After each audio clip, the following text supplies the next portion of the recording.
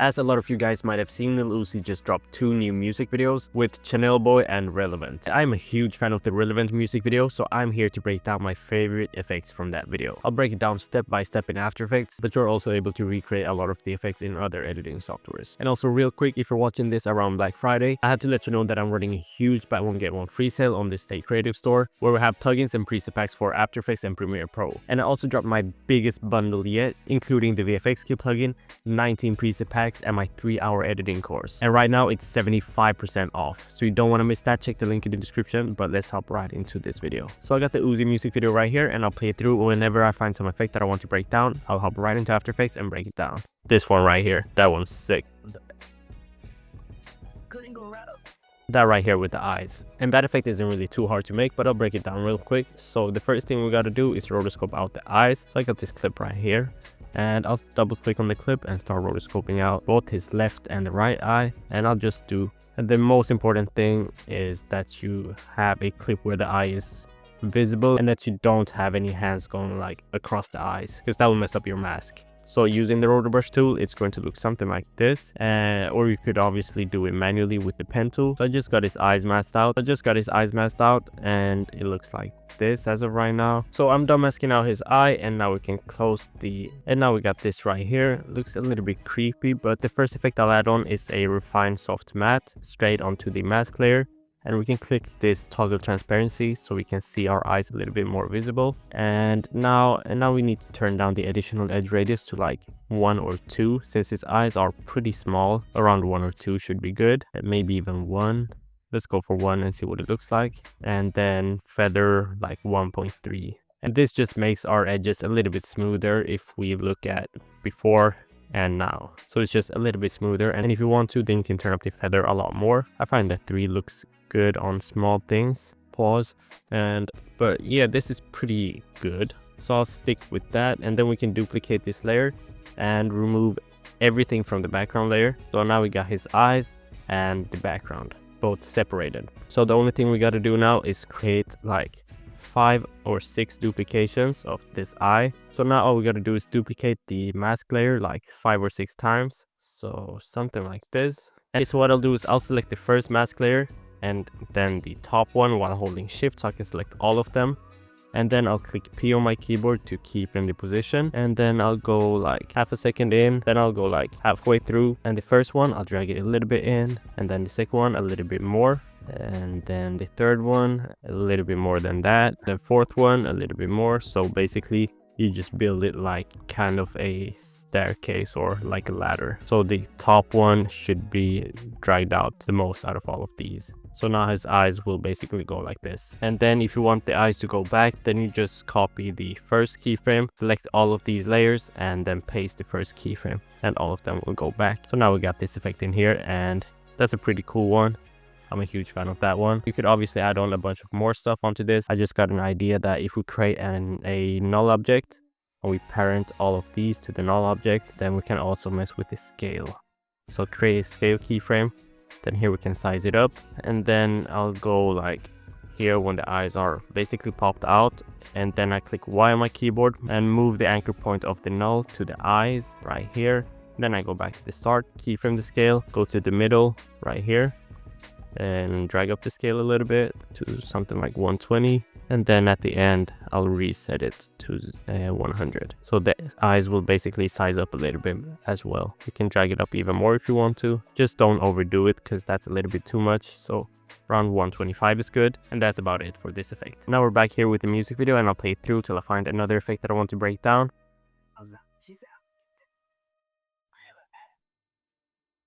This one right here, where you can see the light is coming through. That's not a too complicated effect, but I'll still break it down in After Effects, and I'll go with this scene right here. So to do that, there are a few different effects that you can use to recreate this, but this CC light rays effect in After Effects is a good one, and it doesn't require any third-party plugins. No, that's not the right one. Now to create this effect, the main effect that I like to use is Sapphire Rays. And basically what you can see that this does is it creates this kind of light rays, but the one that they use, as you can tell, they're just here in the middle. So I'll create an adjustment layer instead and add on the sapphire rays onto that adjustment layer. And let's say that we just want the rays right there. then all I gotta do is just I got the raise length to my liking, and then I just mask out the part where I want the raise. And let's say that I want it right here, so I'll just mask out that part and then add a huge feather just to not make the mask too visible. So right here you can see before and after. We're getting that kind of ray look. And of course you can mess with the settings, like change the brightness, turn it down a little bit, and you can also mess with where you want the rays to go by messing with the center. But I find that it looks good if you have the center at the center of your object. That's a pretty simple effect, and that's a pretty simple effect, but looks really good. That's a pretty simple effect, but it looks really good when you use it correctly. Next up, I got another effect like right here, I think. Yeah, this one right there, where they basically masked out the subject, which is Uzi, and they put this clip in the background that is sized down. They put this clip that they have scaled down and added some effects onto. It looks fire. So I'll open up After Effects. I got this clip right here that I'll be doing it on.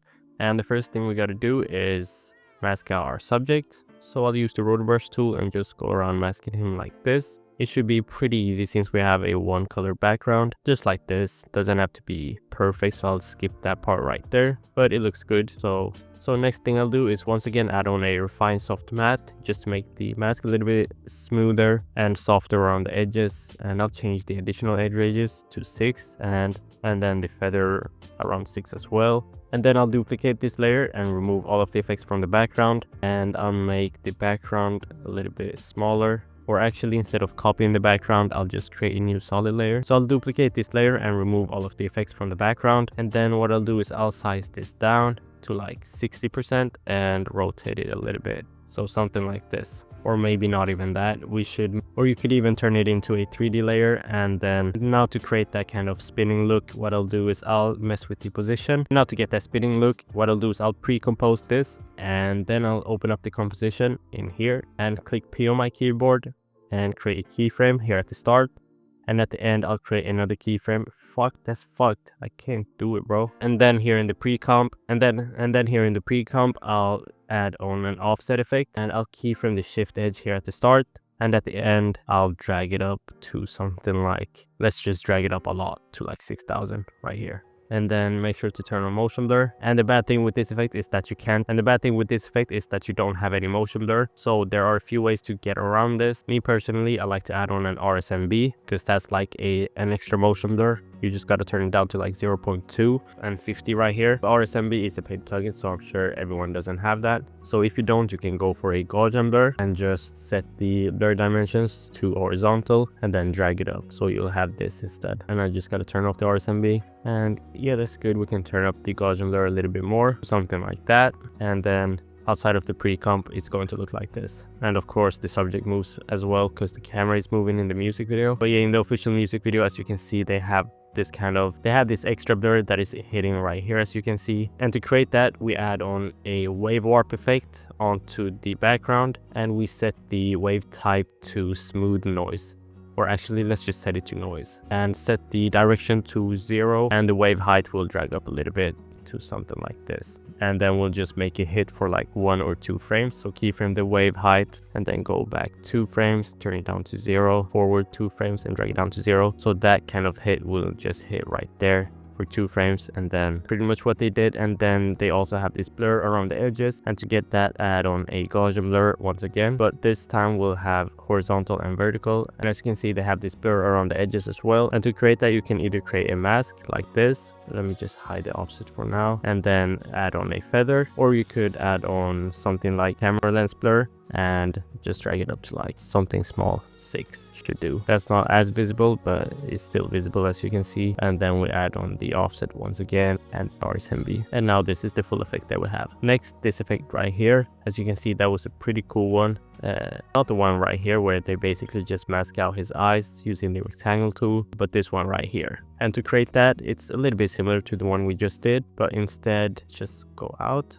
I'll use this scene right here to do it, and I'll use this scene right here to recreate it, and I'll just cut it here when he starts moving his hand in front of his eyes, maybe like right there. So first thing we gotta do, of course, is rotoscope out the part that we want to mask, and it's this part right here. So I'll just rotoscope it out real quick, and this one is a little bit harder to mask out, mainly just because of the low contrast. So I won't be So I won't be too picky with the mask, but I'll throw on a refined soft matte and try to make it look better in a second. And especially with him having his hands right here. So I'm pretty much done with the mask now, and don't mind the shitty masking. That's not a requirement for the effect.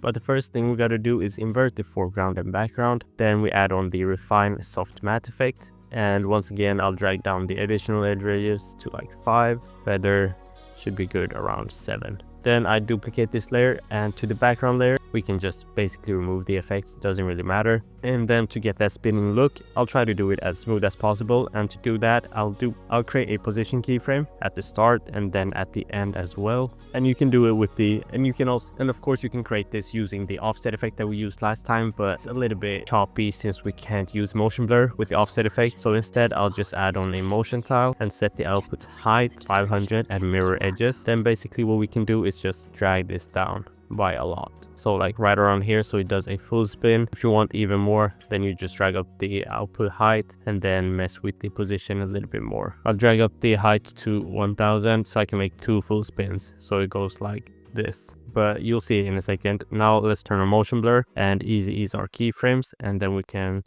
what I'll do is I'll right click on the position, separate my dimensions, ease my keyframes, and let's go to the Y position and create something like this for the graph. I recommend that you use the value graph just because it's a lot smoother and we get just a better looking result in my opinion. So this is what we have.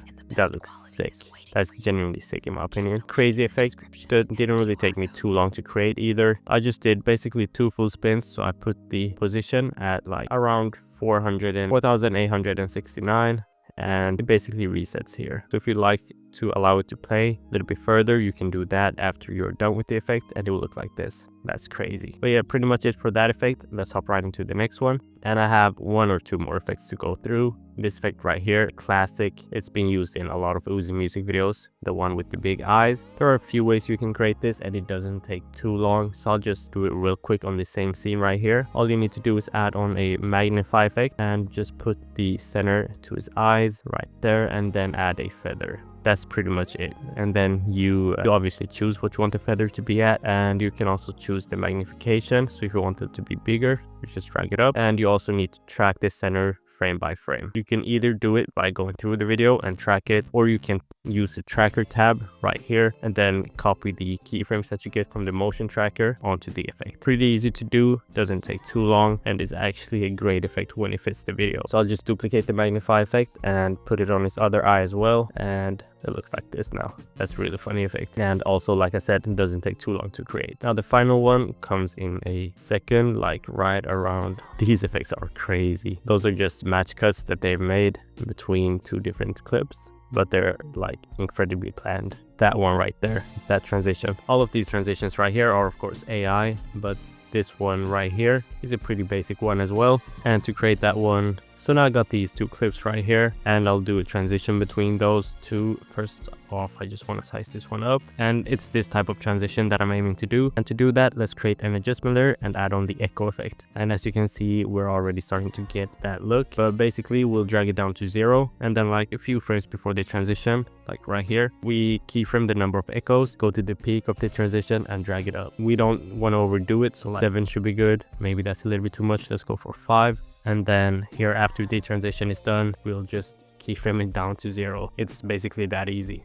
And you can mess with the echo operator. The screen looks really good as well. Not as bright, it's not really as bright. And you can also turn down the decay and the starting intensity, get it a little bit darker. And if you want more number of echoes, you can turn it up as well, around 9. Yeah, that's good. Yeah, that looks good. And it's just a pretty decent effect. Like the other ones, doesn't take too long to create. But that's basically it for the breakdown. Hope you enjoyed, and let me know if you want more breakdowns of this music video, because there are way too many effects to break, because there are way too many effects to fit in one video. Like I mentioned in the beginning, the Stay Creative store is having a huge Black Friday sale. Make sure to go and check that out. You don't want to miss it. Thank you so much for watching. Leave a like, subscribe, and I'll see you in the next video.